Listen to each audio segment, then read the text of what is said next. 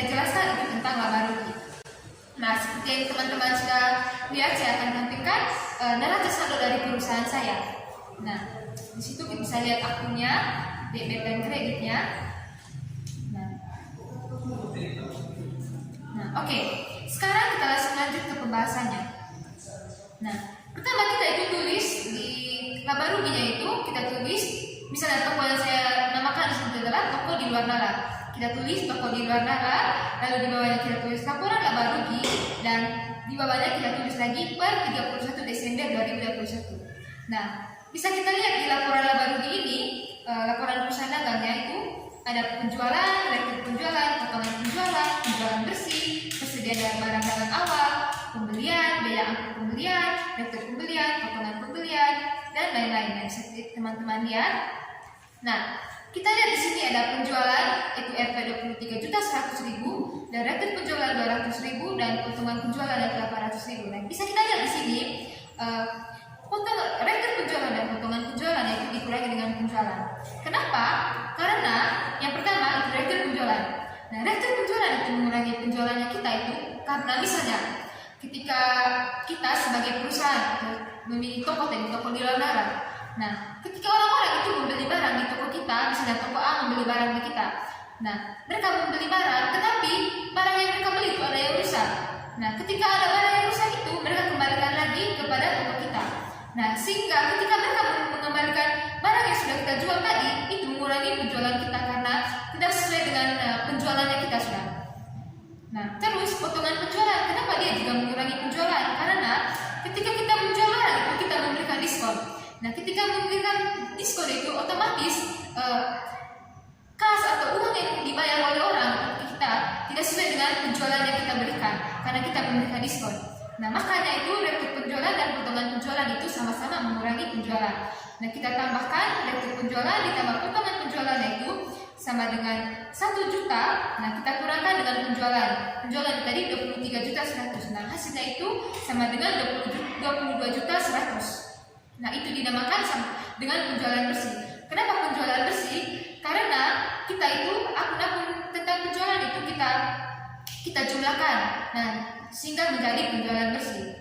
Nah, akun berikutnya itu ada persediaan barang dagang awal, pembelian, biaya angkut pembelian, rekor pembelian, dan potongan pembelian. Nah, bisa kita lihat di sini. Tadi kan persediaan barang dagang awalnya sudah ada di neraca saldo diterangkan tadi. Persediaan barang dagang awalnya itu 4 juta. Nah, di dalam persediaan barang awal itu kan ketika kita membuka toko, otomatis kita ada pembelian, kita membeli barang-barang. Nah, di dalam persediaan barang awal itu ada pembelian dan biaya angkut pembelian, rekor pembelian, dan potongan pembelian. Nah, di sini kenapa pembelian itu dijumlahkan dengan biaya angkut pembelian? Karena ketika kita membeli barang, teman-teman kita ketika membeli barang, otomatis kita membutuhkan biaya angkut untuk barang-barang yang kita punya itu untuk diangkut, untuk dibawa ke kita punya perusahaan atau toko. Nah, makanya itu biaya angkut pembelian itu menambah pembelian karena ketika kita membeli barang atau membeli barang, otomatis kita membutuhkan angkutan untuk mengangkut barang-barang yang kita beli, sehingga biaya angkut pembelian itu ditambah dengan pembelian. Nah, pembeliannya tadi itu 3 juta dan biaya angkut pembeliannya itu 400.000, sehingga jumlahnya itu 3.400.000. Nah, kita lihat di sini juga pembelian kita tadi itu dikurangi dengan rekor pembelian dan potongan pembelian. Nah, kenapa rekor pembelian dan potongan pembelian itu dikurangkan dengan pembelian kita? Karena pertama itu rekor pembelian. Rekor pembelian itu mengurangi pembelian kita karena ketika misalnya kita membeli barang di toko A. Nah, ketika kita membeli barang di toko A ini, nah ada barang-barang yang kita dapatkan itu rusak. Misalnya kita membeli barang di toko A dan ada barang yang kita yang rusak. Nah, ketika kita membeli barang rusak itu otomatis kita tidak menerimanya saja. Kan kita sudah bayar. Tidak mungkin kita menerima barang yang rusak. Nah, kita kembalikan lagi ke toko yang menjualnya, sehingga itu mengurangi pembelian kita karena pembelian kita berkurang sudah. Yang tadinya misalnya 100 menjadi 50 karena 50 barang yang tadi sudah rusak jadi kita kembalikan.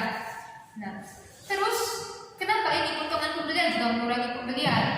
Nah, karena misalnya ketika kita membeli barang itu ke toko A tadi, terus itu toko A itu memberikan kita diskon. Nah, itu juga menguntungkan kita toh. Tetapi di sini juga mengurangi pembelian karena misalnya barang yang kita beli itu tidak sesuai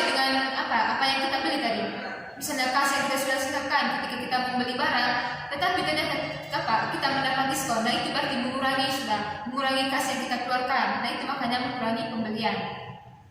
Nah itu kita kurangkan tadi rate pembelian dan potongan pembelian, dari jumlahnya itu rate pembelian itu 100.000 dan potongan pembelian itu 300.000, kita jumlahkan 100 ditambah 300 itu 400 dan kita kurangkan dengan pembelian, karena tadi itu rate pembelian dan potongan pembelian itu mengurangi kita punya pembelian, sehingga hasilnya itu 3.400.000 dikurangi 400 itu sama dengan 3 juta, dan itu dinamakan pembelian bersih. Karena itu juga pembelian bersih itu karena kita sudah menjumlahkan semua tadi kita punya pembelian untuk persediaan barang dagang. Nah habis itu kita jumlahkan untuk di situ kan ada tulisan barang siap untuk dijual. Nah untuk mencari barang siap untuk dijual ini kita tadi jumlahkan persediaan barang dagang awal dengan pembelian bersih yang sudah kita cari, yaitu 4 juta ditambah 3 juta sama dengan 7 juta. Nah karena sudah ada persediaan barang dagang awal tadi, kita juga harus mempunyai mencari persediaan barang dagang akhir. Nah, oke teman-teman, di sini kan ada persediaan barang dagang akhir, dan untuk mencari persediaan barang dagang akhir itu kita jumlahkan persediaan barang dagang awal dengan pembelian bersih. Nah, kenapa? Karena di setiap awal perangan itu pasti ada akhirnya. Nah, kita dengan mencari akhirnya itu kita jumlahkan dengan persediaan barang dagang awal dengan pembelian bersih yang sudah kita sudah buat tadi. Nah, kan di sini persediaan barang dagang awal tadi 4 juta dan pembelian bersihnya itu 3 juta. Nah, kita jumlahkan 4 juta ditambah 3 juta itu sama dengan 7 juta.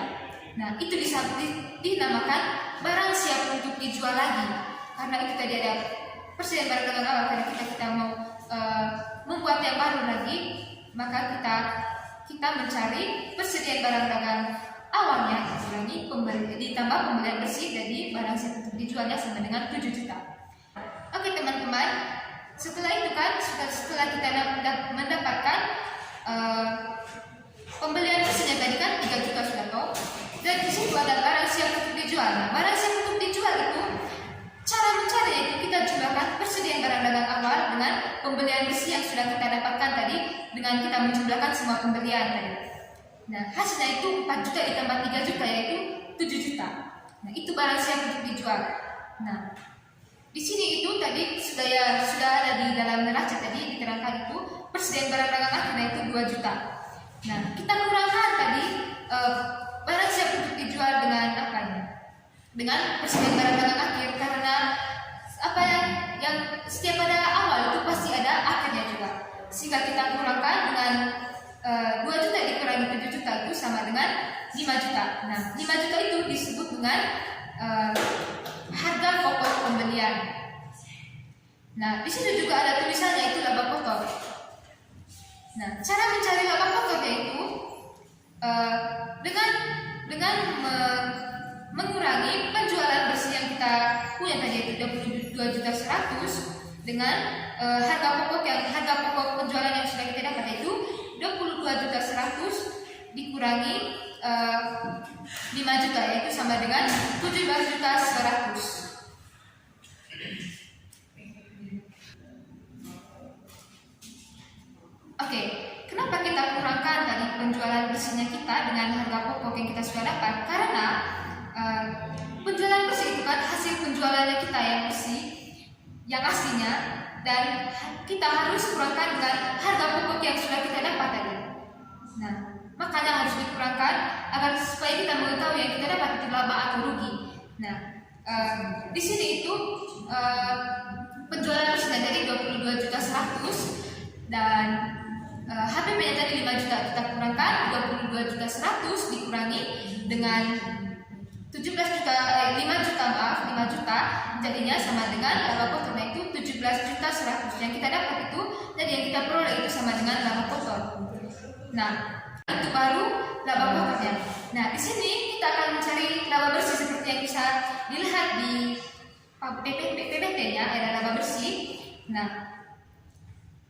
karena kita kan ketika membuka perusahaan atau toko juga kan mengeluarkan biaya-biaya.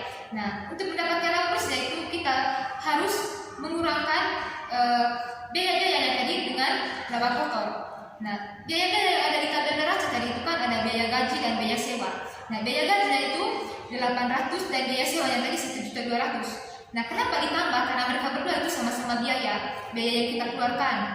Nah, berarti kita tambah 8 juta ditambah 1.200.000 itu sama dengan 2 juta. Nah, setelah kita mendapatkan jumlah-jumlah biaya tadi, lalu kita kurangkan dengan laba kotor agar kita mendapatkan laba bersih tadi. Berarti 17.100.000 tadi laba kotornya kita kurangkan dengan 2 juta itu sama dengan 15.100.000. Jadi laba bersihnya itu sama dengan 15.100.000.